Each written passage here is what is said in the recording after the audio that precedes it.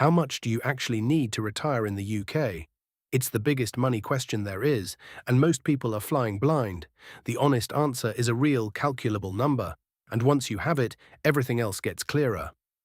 Let's work it out. The mistake is chasing a random big number like a million.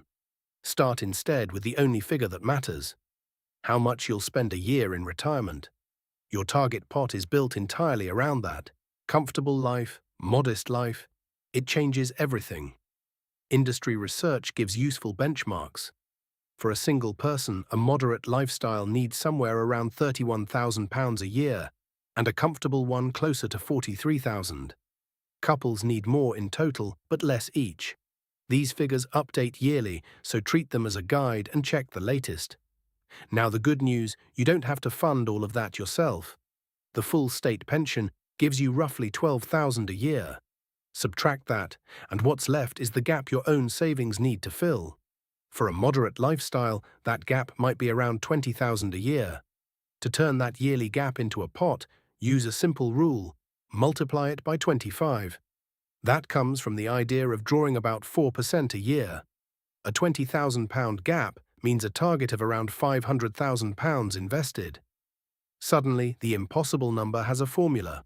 Notice that's well under the million everyone panics about, because the state pension does heavy lifting, and you've stopped guessing. Your number might be higher or lower depending on your lifestyle, mortgage and health, but now you can actually calculate it instead of fearing it.